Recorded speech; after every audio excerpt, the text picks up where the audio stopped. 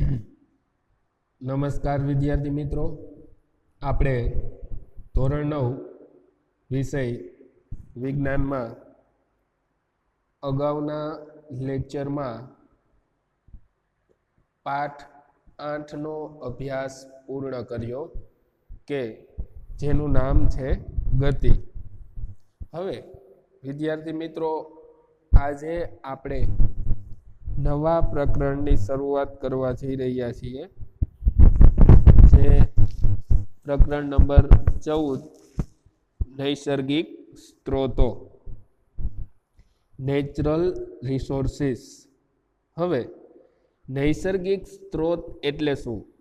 સૌ પ્રથમ આપણને એ પ્રશ્ન થાય કે નૈસર્ગિક સ્ત્રોત એટલે શું?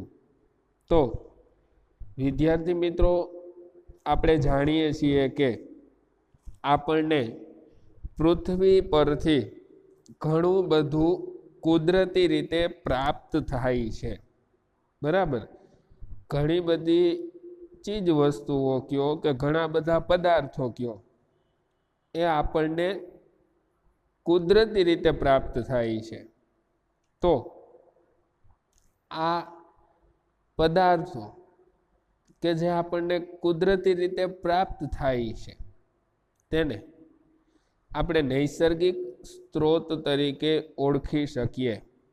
દાખલા તરીકે હવા ઉત્પન્ન કરવા માટેના ક્યાંય કારખાના નથી, બરાબર? હવા જે છે એ આપણને પૃથ્વી પરથી કુદરતી રીતે પ્રાપ્ત થાય છે. આવી જ રીતે પાણી, ખોરાક વગેરે જેવી બાબતો આપણને પૃથ્વી પરથી કુદરતી રીતે પ્રાપ્ત થતી જોવા મળે છે.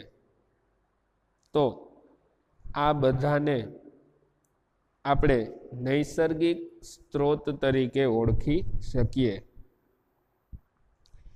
કુદરતી સ્ત્રોત પણ કહી શકાય, બરાબર? શરૂઆત કરીએ પાઠની. અને અન્ય એક બાબત કે હવે આપણે પાઠમાંથી જેટલા આપણા અભ્યાસક્રમમાં હોય એ જ પોઈન્ટ્સનો અભ્યાસ કરવાના છીએ. તમને ખ્યાલ ન હોય, પરંતુ હું તમને કહેતો જઈશ કે આ પોઈન્ટનો અભ્યાસ કરવાનો છે. ઉપરાંત એ પોઈન્ટમાંથી જે પ્રશ્ન જવાબ બનતા હોય એ પ્રશ્ન જવાબ પણ તમને PDF સ્વરૂપે મોકલાવી દેવામાં આવશે, સાથે સાથે સમજાવવામાં પણ આવશે. એટલે આપણે માત્ર લેક્ચર દ્વારા જે કંઈ બાબત સમજાવવામાં આવે છે એ વ્યવસ્થિત સમજવાની છે, અને જે કાંઈ પ્રશ્ન જવાબ સમજાવવામાં આવ્યા છે એને વ્યવસ્થિત રીતે પરીક્ષા માટે તૈયાર કરવાના છે. શરૂઆત કરીએ પ્રકરણ 14 નૈસર્ગિક સ્ત્રોતો. આપણે જાણીએ છીએ કે આપણી પૃથ્વી એક એવો ગ્રહ છે કે જ્યાં જીવન આવેલું છે. હાલમાં જાણીતો એકમાત્ર એવો ગ્રહ છે કે જ્યાં જીવન આવેલું છે, આ ગ્રહ એટલે પૃથ્વી. પૃથ્વી પરનું જીવન ઘણા બધા પરિબળો પર આધારિત છે.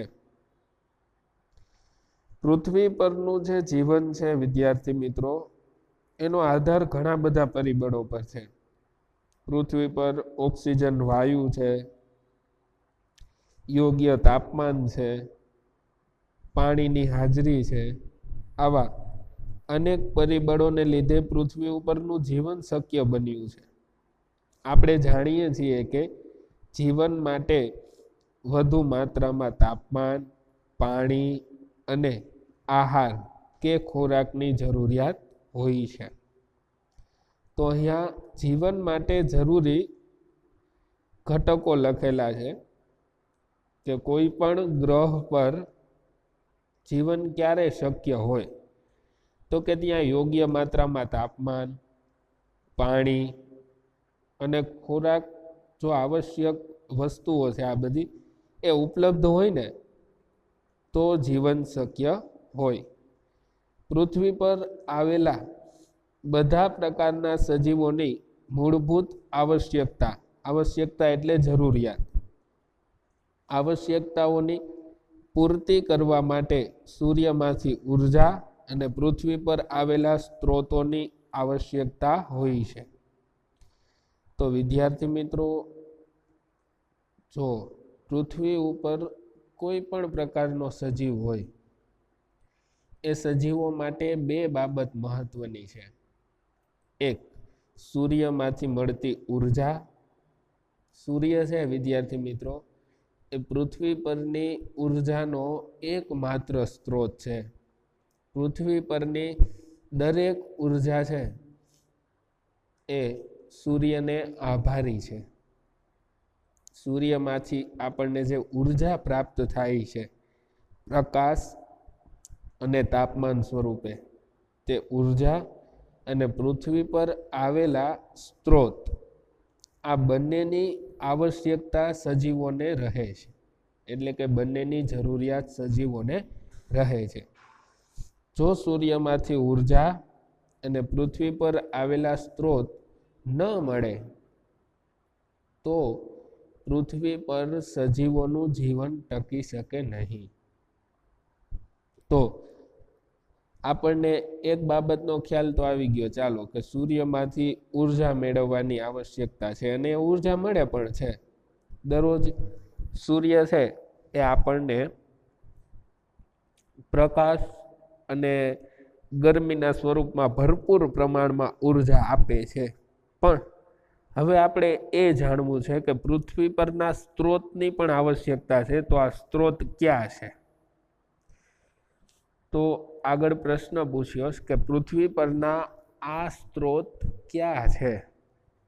તો કે આ સ્ત્રોતો છે ભૂમિ એટલે કે જમીન, પાણી તેમજ હવા. પૃથ્વી પર સજીવો માટેના આવશ્યક સ્ત્રોત ક્યાં? બરાબર. તો પૃથ્વી પરના સજીવો માટેના આવશ્યક સ્ત્રોત 3. ક્યાં 3? તો કે ભૂમિ એટલે કે જમીન, પાણી અને હવા. આ 3 સ્ત્રોત વિદ્યાર્થી મિત્રો પૃથ્વી પરના આવશ્યક સ્ત્રોત છે સજીવો માટે. પૃથ્વી પર જમીન તો છે જ, ઉપરાંત પાણી અને હવા પણ છે. એના લીધે જ સજીવો પૃથ્વી પર જીવંત રહી શકે છે. પૃથ્વીના સૌથી બહારના કવચને મૃદાવરણ કહે છે.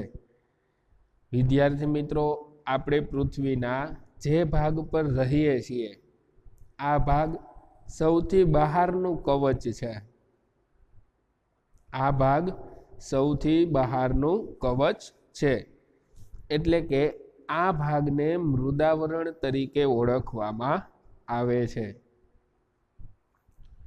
પૃથ્વીના સૌથી બહારના કવચને મૃદાવરણ કહે છે. પૃથ્વીના 75% ભાગ પર પાણી છે. બરાબર. 75% ભાગ છે એના ઉપર પાણી છે. એટલે કે મૃદાવરણનો જે ભાગ છે વિદ્યાર્થી મિત્રો એ 25% છે. પૃથ્વીના 75% ભાગ પર પાણી છે. તે ભૂગર્ભીય પાણીના રૂપમાં પણ આવેલ હોય છે. ભૂગર્ભીય પાણી એટલે જમીનમાં રહેલું પાણી. આ બધાને જલાવરણ કહે છે. પૃથ્વીની સપાટી પર કે પૃથ્વીની સપાટીની અંદર આવેલું જે પાણી છે એ પાણી એટલે જલાવરણ. બરાબર. પૃથ્વીની સપાટીની અંદર અને બહાર આવેલું પાણી એ કયા આવરણ તરીકે ઓળખાશે? તો કે જલાવરણ. 2 આવરણ થયા, મૃદાવરણ, પૃથ્વીની સૌથી બહારનું કવચ એટલે મૃદાવરણ, પૃથ્વીની સપાટી પર અને સપાટી અંદર આવેલું પાણી એટલે જલાવરણ, અને ત્રીજું હવા કે વાયુ જે સમગ્ર પૃથ્વીને કામડા કે ચાદરની જેમ ઢાંકતી રહે છે? આપણે સૂતા હોઈએ ચાદર ઓઢીને, તો જે રીતે આપણું શરીર ચાદર દ્વારા ઢંકાયેલ હોય છે, તેવી જ રીતે આપણું વાતાવરણ અથવા તો આપણી આસપાસ આવેલી હવા છે એ પૃથ્વીને ચાદરની જેમ ઢાંકે છે. તેને વાતાવરણ કે વાયુ આવરણ કહે છે. પૃથ્વીની ફરતે આવેલા વાયુઓનું આવરણ એટલે વાતાવરણ. પૃથ્વીની ફરતે આવેલા વાયુઓનું આવરણ એટલે વાતાવરણ. હવે એક બાબત વિચારો વિદ્યાર્થી મિત્રો, કે મૃદાવરણ ન હોય તો મનુષ્ય જીવિત રહી શકે કે ન રહી શકે? વિડીયોને પોઝ કરી તમે આ પ્રશ્ન વિશે વ્યવસ્થિત વિચારી શકો છો. જો મૃદાવરણ ન હોય તો મનુષ્ય જીવિત રહી શકે કે નહીં? તો તમે બધાએ જવાબ વિચારી લીધો હશે કે મનુષ્ય જીવિત રહી શકશે નહીં. આવી જ રીતે જો જલાવરણ ન હોય તો મનુષ્ય જીવિત રહી શકશે કે કેમ? તો વિદ્યાર્થી મિત્રો, જલાવરણ ન હોય તો પણ મનુષ્ય જીવિત રહી શકે નહીં, કારણ કે મનુષ્યને પાણીની આવશ્યકતા છે. આવી જ રીતે મૃદાવરણ ન હોય તો પણ મનુષ્ય જીવિત રહી શકે નહીં, કારણ કે મનુષ્યને રહેવા માટે જમીનની આવશ્યકતા છે. એવી જ રીતે વાતાવરણ ન હોય તો પણ મનુષ્ય જીવિત ન રહી શકે, કારણ કે આપણો પ્રાણવાયુ છે ઓક્સિજન, જે વાતાવરણમાં આવેલો છે. તો આ ત્રણેય આવરણ ભેગા થાય, ત્રણેય આવરણ એટલે મૃદાવરણ, જલાવરણ અને વાતાવરણ, આ ત્રણેય આવરણ ભેગા થઈ અને જીવનને શક્ય બનાવે છે.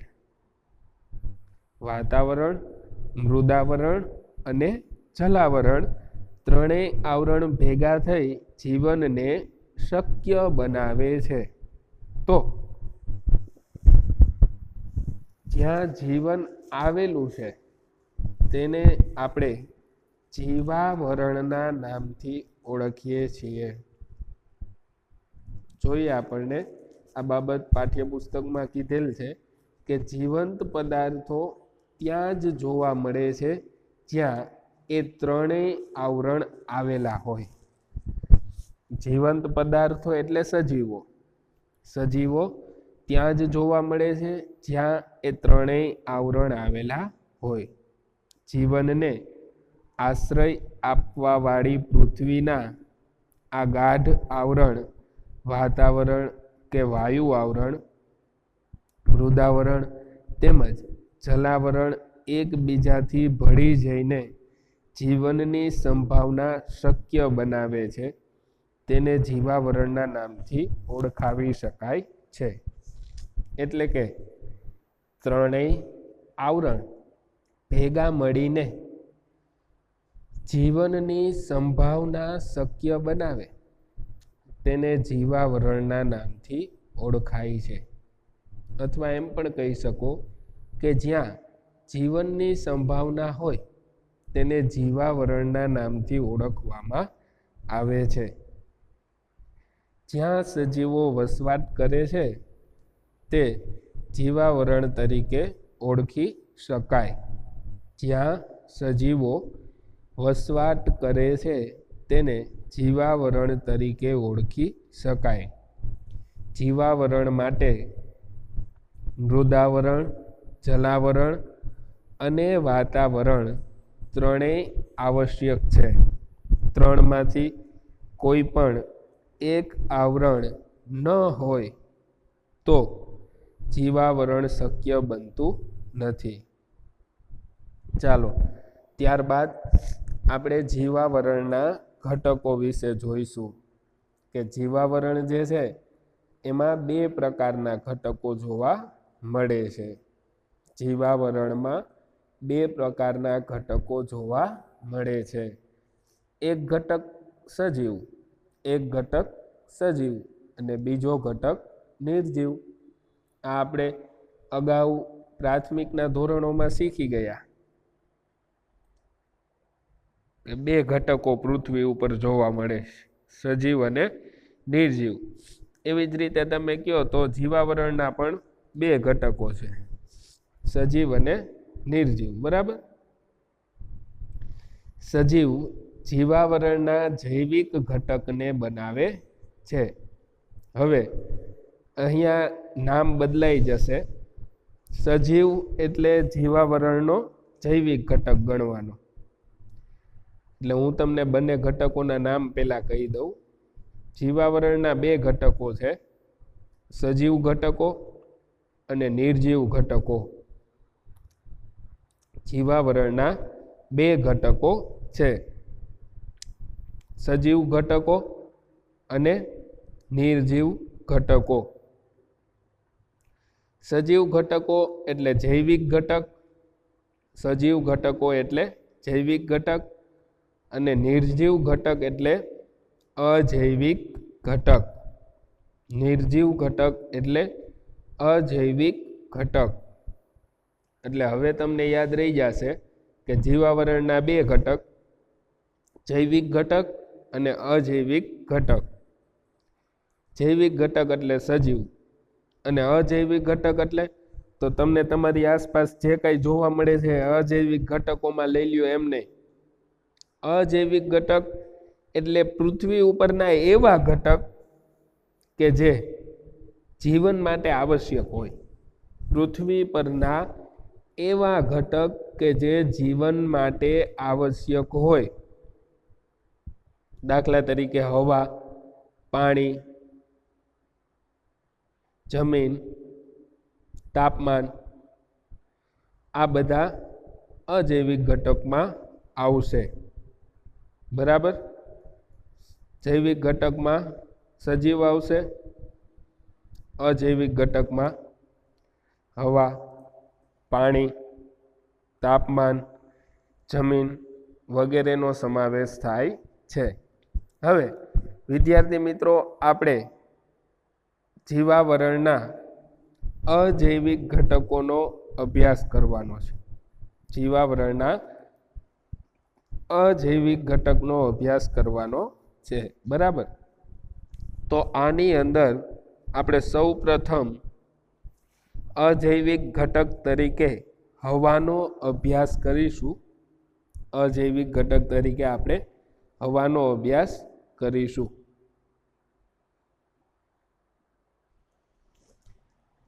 તો સૌ પ્રથમ અજૈવિક ઘટક હવા. આપણે પહેલા પ્રકરણમાં હવાના ઘટકો વિશે અભ્યાસ કર્યો છે. હવા ઘણા બધા વાયુ જેવા કે નાઇટ્રોજન, ઓક્સિજન, કાર્બન ડાયોક્સાઇડ અને પાણીની બાષ્પનું મિશ્રણ છે. પાણીની બાષ્પ એટલે કે ભેજ. એ જાણવું રસપ્રદ છે કે પૃથ્વી પરની હવાના ઘટકો પણ પૃથ્વી પરના જીવનના પરિણામે છે.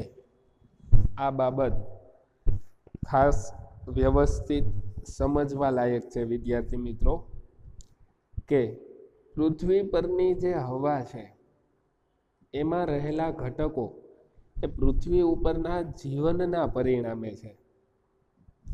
ફોર એક્ઝામ્પલ, ટૂંકું અને ટચ સમજાવીશ, ધ્યાનપૂર્વક સાંભળજો. પૃથ્વી પર ઓક્સિજન વાયુ છે એટલે સજીવો છે. પૃથ્વી પર ઓક્સિજન વાયુ છે એટલે સજીવો છે. આવી જ રીતે પૃથ્વી પર સજીવો છે એટલે ઓક્સિજન વાયુ છે. પૃથ્વી પર સજીવો છે એટલે ઓક્સિજન વાયુ છે. ખાસ સમજો આ બાબત કે જૈવિક અને અજૈવિક ઘટકો છે એ એકબીજાની સાથે જોડાયેલા છે. વિદ્યાર્થી મિત્રો, જો ઓક્સિજન ન હોય તો સજીવો ન હોઈ શકે, અને જો સજીવો ન હોય ને તો ઓક્સિજન પણ હોઈ શકે નહીં. હવે આ વાક્ય સમજો કે પૃથ્વી પરની હવાના ઘટકો પણ પૃથ્વી પરના જીવનના પરિણામે છે. આગળ, શુક્ર અને મંગળ જેવા ગ્રહો જ્યાં કોઈ જીવન નથી, તો શુક્ર અને મંગળ પર કોઈ જીવન નથી તો ત્યાં ઓક્સિજન પણ હશે નહીં. બરાબર. ત્યાં વાતાવરણનો મુખ્ય ઘટક કાર્બન ડાયોક્સાઇડ વાયુ છે. જો છે ને શુક્ર અને મંગળ ગ્રહ છે ને ત્યાં સજીવો નથી, તો ત્યાં વાતાવરણમાં કયો વાયુ આવેલો છે? તો કે ત્યાં વાતાવરણમાં કાર્બન ડાયોક્સાઇડ વાયુ આવેલો છે. પૃથ્વી પર સજીવો છે એટલે પૃથ્વી પર ઓક્સિજન વાયુ છે, પણ મંગળ અને શુક્ર પર સજીવો નથી, તો ત્યાં કાર્બન ડાયોક્સાઇડ વાયુ છે. વાસ્તવમાં શુક્ર તથા મંગળ ગ્રહોના વાતાવરણમાં 95% થી 97% સુધી કાર્બન ડાયોક્સાઇડ છે. જુઓ વિદ્યાર્થી મિત્રો, શુક્ર અને મંગળ ગ્રહોનું જે વાતાવરણ છે ત્યાં 95 થી 97%, 95% to 97% કાર્બન ડાયોક્સાઇડ જ છે. ત્યાં ઓક્સિજન વાયુ નથી, કારણ કે ત્યાં સજીવો પણ નથી. તેથી આપણે શોર્ટ ક્વેશ્ચન માટે આ ટકાવારી ખાસ યાદ રાખીશું કે શુક્ર તથા મંગળ ગ્રહોના વાતાવરણમાં 95% થી 97% સુધી કાર્બન ડાયોક્સાઇડ છે. બરાબર. ત્યારબાદ આગળ આપણે પ્રકરણ 5માં અભ્યાસ કર્યો કે હવે આપણે પ્રકરણ નંબર 5 શીખ્યા જ નથી. બરાબર. પણ જ્યારે શીખીશું ત્યારે આ બાબત ક્લિયર થઈ જશે. અત્યારે વચ્ચે એમની કોઈ ચર્ચા કરવાના નથી, માત્ર નામ યાદ રાખી લેશું. આપણે પ્રકરણ 5માં અભ્યાસ કર્યો કે યુકેરિયોટિક કોષ અને ઘણા બધા પ્રોકેરિયોટિક કોષને ગ્લુકોઝના અણુઓ તોડીને ઉર્જા પ્રાપ્ત કરવા માટે ઓક્સિજનની આવશ્યકતા રહે છે. ટૂંકમાં કહી દઉં તમને તો સજીવના શરીરમાં કોષ આવેલા હોય છે. સજીવના શરીરમાં કોષ આવેલા હોય છે. આ કોષ જે છે એમને ઉર્જા પ્રાપ્ત કરવા, એનર્જી મેળવવા ઓક્સિજનની આવશ્યકતા હોય છે, અને તેના પરિણામ સ્વરૂપે કાર્બન ડાયોક્સાઇડની ઉત્પત્તિ થાય છે. બરાબર. તો હવે પૃથ્વી પર તો ઘણા બધા સજીવો આવેલા છે. એ બધા સજીવોમાં રહેલા કોષ જો ઓક્સિજન વાયુનો ઉપયોગ કરતા હોય તો ઓક્સિજન વાયુ શેમાં કન્વર્ટ થઈ જાય છે? તો કે કાર્બન ડાયોક્સાઇડમાં. તો આવું સતત ને સતત ચાલ્યા કરે તો એવું થવું જોઈએ કે પૃથ્વી ઉપર કાર્બન ડાયોક્સાઇડ વાયુનું પ્રમાણ વધી જાય ને ઓક્સિજન પૂરો થઈ જાય. પણ આવું થતું નથી. પૃથ્વી પર રહેલા વૃક્ષો એટલે કે વનસ્પતિઓ છે એ કાર્બન ડાયોક્સાઇડ વાયુને ફરી પાછો ઓક્સિજન વાયુમાં ફેરવી નાખે છે. બરાબર. બીજી પ્રક્રિયા કે જેના પરિણામ સ્વરૂપે ઓક્સિજન વપરાઈ જાય છે અને કાર્બન ડાયોક્સાઇડનું ઉત્પાદન થાય છે, તે માટે દહનની ક્રિયા થાય છે. તો એવી બે પ્રક્રિયા છે કે જેના દ્વારા ઓક્સિજન વપરાઈ જાય અને કાર્બન ડાયોક્સાઇડ બને. એક દહન એટલે કે સળગાવવાની પ્રક્રિયા, પેટ્રોલનું દહન, કોલસાનું દહન, ડીઝલનું દહન, આ બધાથી ઓક્સિજનનું રૂપાંતર કાર્બન ડાયોક્સાઇડમાં થાય અને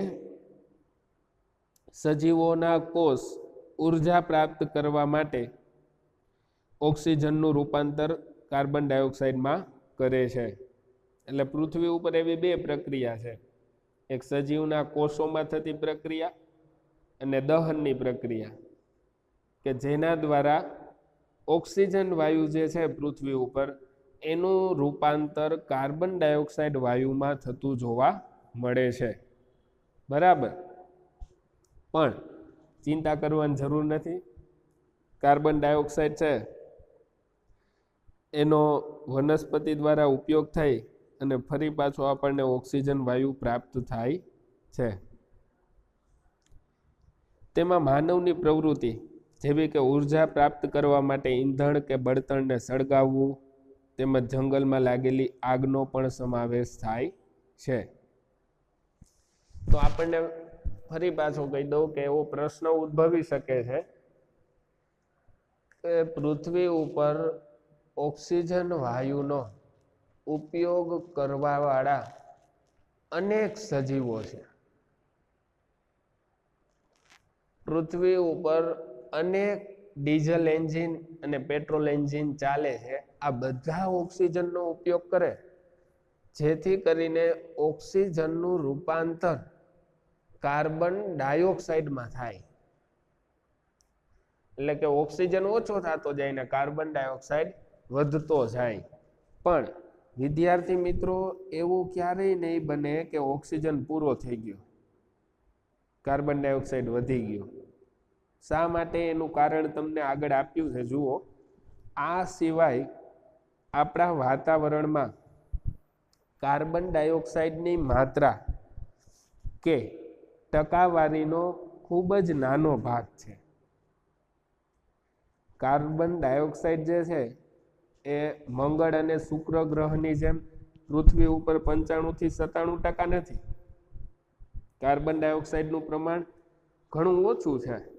બરાબર, તો આની પાછળનું કારણ શું? કારણ કે કાર્બન ડાયોક્સાઇડના સ્થાપન માટે બે રીત છે. એટલે કે એ જે કાર્બન ડાયોક્સાઇડ હમણાં આપણે પ્રવૃત્તિઓના ઉદાહરણ લીધા કે સજીવના કોષો છે ઉર્જા મેળવવા ઓક્સિજનનો ઉપયોગ કરે છે અને એને કાર્બન ડાયોક્સાઇડમાં રૂપાંતરિત કરી નાખે છે, અને દહનની પ્રક્રિયામાં ઓક્સિજનનું કાર્બન ડાયોક્સાઇડમાં રૂપાંતર થઈ જાય છે. તો અહીંયા જે કાર્બન ડાયોક્સાઇડ ઉત્પન્ન થાય છે ને, એ કાર્બન ડાયોક્સાઇડ છે એનો ફરી પાછો ઉપયોગ થઈ જાય છે. કોના દ્વારા ઉપયોગ થાય છે? તો કે લીલી વનસ્પતિઓ. લીલી વનસ્પતિઓમાં કોનો સમાવેશ થશે? આપ્યું છે, વૃક્ષો અને છોડ. લીલી વનસ્પતિઓ સૂર્યના કિરણોની હાજરીમાં કાર્બન ડાયોક્સાઇડનું ગ્લુકોઝમાં રૂપાંતર કરે છે. એટલે કે કાર્બન ડાયોક્સાઇડ જે છે એનો ઉપયોગ કરે છે અને ગ્લુકોઝ એટલે કે પોતાનો ખોરાક બનાવે છે.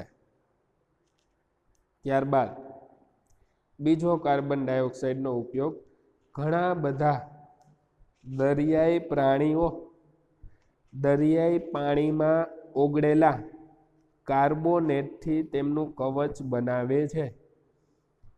વિદ્યાર્થી મિત્રો, વાતાવરણમાં જે કાર્બન ડાયોક્સાઇડ વાયુ રહેલો છે એ ધીમે ધીમે દરિયાના પાણીમાં ઓગળતો હોય છે. તો એ દરિયાના પાણીમાં ઓગળવાને લીધે પાણીમાં કાર્બોનેટ ઉત્પન્ન થાય, અને કાર્બોનેટની મદદથી જે દરિયાઈ પ્રાણીઓ છે એ પોતાનું કવચ બનાવે છે, પોતાના શરીર ઉપરનું આવરણ બનાવે છે. તો આ રીતે કાર્બન ડાયોક્સાઇડનો પણ વાતાવરણમાં ઉપયોગ થઈ જાય છે. એટલે ક્યારેય એવું બનતું નથી કે ઓક્સિજન વાયુ પૂર્ણ થઈ જાય, એટલે કે પૂરો થઈ જાય અને કાર્બન ડાયોક્સાઇડનું પ્રમાણ વધી જાય. બરાબર, તો આ પૃથ્વી ઉપરની જીવસૃષ્ટિને આભારી છે કે પૃથ્વી પર ઓક્સિજન વાયુ ટકી રહે છે. જો પૃથ્વી ઉપર સજીવ સૃષ્ટિ ન હોત તો પૃથ્વી પર પણ ઓક્સિજન વાયુ ન હોત. ઉપરાંત એમ પણ તમે કહી શકો કે જો પૃથ્વી પર ઓક્સિજન વાયુ ન હોત તો સજીવ સૃષ્ટિ ન હોત. બરાબર.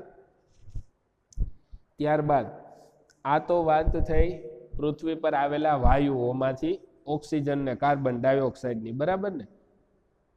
વાતાવરણમાં આવેલા બે વાયુઓ વિશે આપણે ચર્ચા કરી, ઓક્સિજન ને કાર્બન ડાયોક્સાઇડ, કે જે સજીવોનું અસ્તિત્વ ટકાવી રાખવા માટે અગત્યના સાબિત થાય છે. પણ આટલું જ નહીં વિદ્યાર્થી મિત્રો, વાતાવરણમાં જે વાયુઓ આવેલા છે એ આપણને અન્ય રીતે પણ ઉપયોગી થાય છે. તો અન્ય કઈ રીતે ઉપયોગી થાય છે તેના વિશેનો અભ્યાસ આપણે ફરી પાછા નેક્સ્ટ લેક્ચરમાં મળીશું ત્યારે કરશું. ત્યાં સુધીમાં આજના લેક્ચરમાં જે કંઈ સમજાવ્યું એ વ્યવસ્થિત રીતે પાઠ્યપુસ્તકની PDF તમને મળેલી છે, તેમાંથી વાંચી જજો. ચાલો મળીએ છીએ ત્યાર પછી નવા લેક્ચરમાં. હવે ધીમે ધીમે દિવાળીનું વેકેશન નજીક આવી રહ્યું છે, પણ તમને ખ્યાલ જ છે કે આ વખતે દિવાળીનું વેકેશન નથી પણ વેકેશનમાં દિવાળી આવેલી છે. એટલે આપણો અભ્યાસ છે એ જરાય પણ ન બગડે એ રીતે આપણી તૈયારી ચાલુ જ રાખવાની છે. ચાલો મળીએ છીએ ફરી પાછા નેક્સ્ટ લેક્ચરમાં.